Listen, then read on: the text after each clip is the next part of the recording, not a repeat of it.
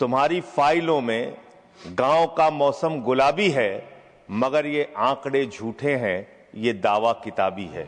भगौड़ा इस समय कौन है पूरा देश जान रहा है। भगौड़ों के बारे में मत कहिए। देश का प्रधानमंत्री गैस के संकट के इस समय में किस गुफा में छुपा हुआ है, पहले उसको निकाल के लाइए। पहले उसको निकाल के लाइए। पूरा देश लाइन में खड़ा है, गांव लाइन में खड़ा है, शहर लाइन में खड़ा है, एक एक इलाका लाइन में खड़ा है। होटल बंद हो रहे हैं मान्यवर। मोरवी कि तुम्हारी फाइलों में गांव का मौसम गुलाबी है, तुम्हारी फाइलों में गांव का मौसम गुलाबी है, मगर ये आंकड़े झूठे हैं, ये दावा किताबी है। सर, भारत की सरकार ने जब विकसित भारत की कल्पना की है तो उस कल्पना के तहत गांव को कहां रखा है, आपके माध्यम से यह देश को मालूम होना चाहिए। हमारे टोटल बजट का भारत सरकार ने जो पूरा बजट 2026 और 27 के लिए प्रस्तुत किया मान्यवर, उसका मात्र 3.6% बजट ग्रामीण विकास के लिए रखा है। यह स्पष्ट करता है सरकार की मंशा को। यह बताता है कि ग्रामीण विकास के लिए आपकी सोच क्या है, ग्रामीण व्यवस्था को आप कैसे संचालित करना चाहते हैं, कितना विकास वहां पर करना चाहते हैं। मान्यवर, बहुत सारी योजनाएं गांव के विकास के लिए चलाने का दावा सरकार की ओर से किया जाता है। उसमें से एक प्रमुख योजना है जिसका ढिंढोरा भारत की सरकार बार बार पीटती है, जल जीवन मिशन। जल जीवन मिशन, हर घर जल की योजना, हर घर जल की योजना। वो जल जीवन मिशन क्या है मान्यवर, जिसके ऊपर आप लाखों करोड़ रुपए अब तक खर्च कर चुके हैं। गांव गांव में पाइप से पानी पहुंचाने के नाम पे लोगों से आप पैसा लेंगे, वहां की जनता को मीटर लगा के पैसे की वसूली करेंगे, जो व्यवस्था पहले नहीं थी। उसके बाद आपने गांव गांव में सड़कों की खुदाई कर दी। जो ग्रामीण व्यवस्था के अंदर जिला पंचायत से सड़क बनी थी, ग्राम सभा से सड़क बनी थी, जो गांव के विकास के लिए पैसा लगा था, उसको जल जीवन मिशन के तहत सड़कें खोद के, गांव के रास्ते खोद के उसको बर्बाद करने का काम किया गया। तो जल जीवन मिशन जन जीवन को अस्त व्यस्त कर रहा है। एक तो ये उस मिशन की खासियत है जो सरकार को सोचना और जानना चाहिए। दूसरी बात मान्यवर, मेरा तो कहना छोड़ दीजिए, भारतीय जनता पार्टी के एक विधायक है ब्रजेश राजपूत जी, उन्होंने उत्तर प्रदेश के सरकार के मंत्री का घेराव किया। मान्यवर, अरे मान्यवर, देश का सबसे बड़ा राज्य है, उसी राज्य से आप भी आते हैं, हम भी आते हैं, उसी राज्य से आप भी आते हैं, हम भी आते हैं। तो अगर एक भ्रष्टाचार के मामले में कोई जानकारी आपके माध्यम से मैं दे रहा हूं तो जानना चाहिए मान्यवर आपको। मान्यवर, रूरल डेवलपमेंट के नाम पे इस जल जीवन मिशन में गांव गांव में टंकियां बनाई गई। उन पानी की टंकियों की हालत जाकर देखिए। वो पानी की टंकियां उद्घाटन से पहले उजड़ जाती हैं, उद्घाटन से पहले उखड़ जाती हैं, टूट जाती हैं, गिर जाती हैं।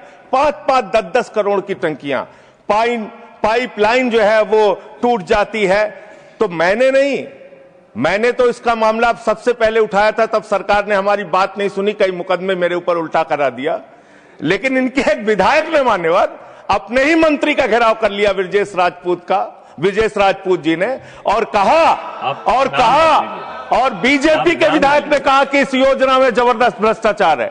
इसलिए यह योजना भ्रष्टाचार की भेंट चढ़ चुकी है। दूसरी बात आते हैं, आपने गांव के अंदर जो तमाम और स्कीम शुरू की और उसकी हकीकत क्या है, कितना बजट निर्धारित किया, कितना खर्च किया।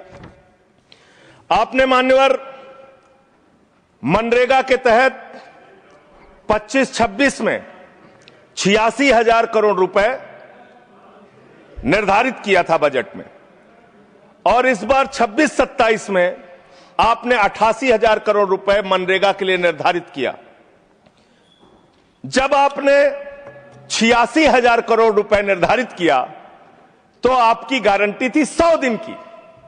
जब आपने 88,000 करोड़ रुपए निर्धारित किया तो आपकी गारंटी है 125 दिन की, और आप कह रहे हैं हम 60% भागीदारी करेंगे। पिछले कई वर्षों से, जब से प्रधानमंत्री नरेंद्र मोदी जी बने हैं इस देश के, और जब से भारतीय जनता पार्टी की सरकार है, मनरेगा की स्कीम में इस सदन के अंदर मैं पूरे जिम्मेदारी से बोलना चाहता हूं, एक भी साल में 50 दिन से ज्यादा आपने रोजगार नहीं दिया। मनरेगा स्कीम को आपने मारने का काम किया, खत्म करने का काम किया, और उसके बाद आपने कह दिया 40% राज्य सरकारों की हिस्सेदारी होगी। जो राज्य सरकारें ज्यादातर घाटे में चल रही हैं, चलिए वो भी आपने कर दिया जो आपको करना था, आपने स्कीम पास कर दी जी राम जी की। लेकिन मुझे आप जरा कृपा करके बताइए, आपके हिस्से का 125 दिन के हिसाब से रुपया बैठता है मंत्री जी 2 लाख करोड़ रुपए, तो आपने तो निर्धारित ही 88,000 करोड़ रुपए किया है। तो आप इस स्कीम में क्या सोचते हैं, क्या आपकी योजना है और कितना आप बजट निर्धारित करना चाहते हैं? यानी कि आपकी मंशा ही साफ नहीं है कि आप मनरेगा स्कीम को गांव-गांव तक चला सकें। इस देखिए मान्यवर, भगौड़ा इस समय कौन है पूरा देश जान रहा है। भगौड़ों के बारे में मत कहिए। देश का प्रधानमंत्री गैस के संकट के इस समय में किस गुफा में छुपा हुआ है, पहले उसको निकाल के लाइए।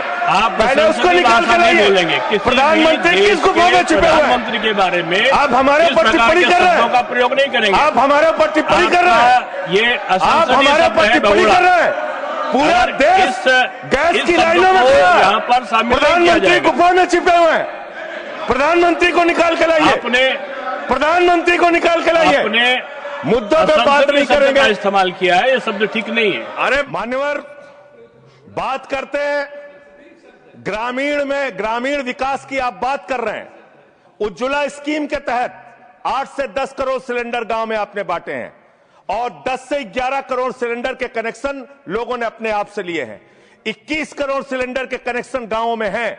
मैं आपके माध्यम से इस सरकार से पूछना चाहता हूं, मध्य एशिया के अंदर जो युद्ध चल रहा है इजराइल और अमेरिका और ईरान के बीच में, आप क्यों इजराइल की चमचागिरी में खड़े हो गए, जिसके कारण से हिंदुस्तान को आज गैस का संकट भुगतना पड़ रहा है। पूरा देश लाइन में खड़ा है, गांव लाइन में खड़ा है, शहर लाइन में खड़ा है, एक एक इलाका लाइन में खड़ा है।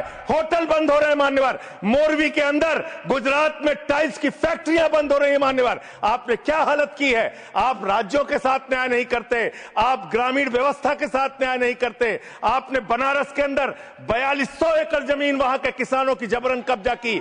2013 का जो अधिकरण का नियम है, वो नियम आपने लागू नहीं किया। वहां लाठियों से किसानों को पीट के प्रधानमंत्री के संसदीय क्षेत्र में जमीनें कब्जा करने का काम आपने किया। जो पंजाब पूरे देश का पीडीएस सिस्टम चलाता है, 50% भागीदारी पंजाब के किसानों की होती है। आपने पंजाब के रूरल डेवलपमेंट का 8,000 करोड़ रुपए मार के बैठे हुए। आप बताइए क्यों आपने पंजाब का हिस्सा नहीं दिया? क्यों आप वहां के साथ सौतेला व्यवहार कर रहे हैं? बताइए इस देश को और पंजाब के लोगों को। वहां पर बाढ़ आई, आप भी गए थे मंत्री जी वहां पे दुख जताने के लिए। आपने वहां की भयावह परिस्थितियों को देखा था। बावजूद इसके 1600 करोड़ रुपए की मदद आपने घोषित की थी। 16 पैसे आपने पंजाब को नहीं दिए। 16 पैसे। यह आपकी दुर्भावनापूर्ण नीति है जो राज्यों को भुगतनी पड़ रही है, जो देश को भुगतनी पड़ रही है। और ग्रामीण विकास के नाम पर आपने इस देश के गांव में रहने वाली जनता को लगातार धोखा देने का काम किया है,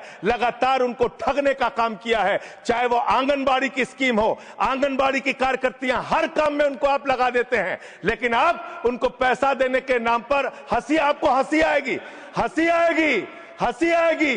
आंगनबाड़ी की योजना गांव में ही चलती है, गांव में ही चलती है, हंसी आएगी आपको। मान्यवर, मैं अंत में एक ही बात कहना चाहता हूं। मंत्री जी ने कहा भागिएगा नहीं, मैं बिल्कुल बैठ के आपकी एक एक बात को सुनूंगा। मंत्री जी, ध्यान से सुनूंगा। जितनी बात मैंने कही है उसका पूरा जवाब दीजिएगा, और अगर आप जवाब नहीं दे पाएंगे तो मुझे भी उस वक्त बोलने का अवसर दीजिएगा। आप ही अकेले बोलने का अधिकार रखते हैं, ऐसा नहीं होना चाहिए। और दूसरी बात मान्यवर, दूसरी बात, इस समय भगौड़ा कौन है, ट्रंप की गुलामी कौन कर रहा है, पूरा देश देख रहा है।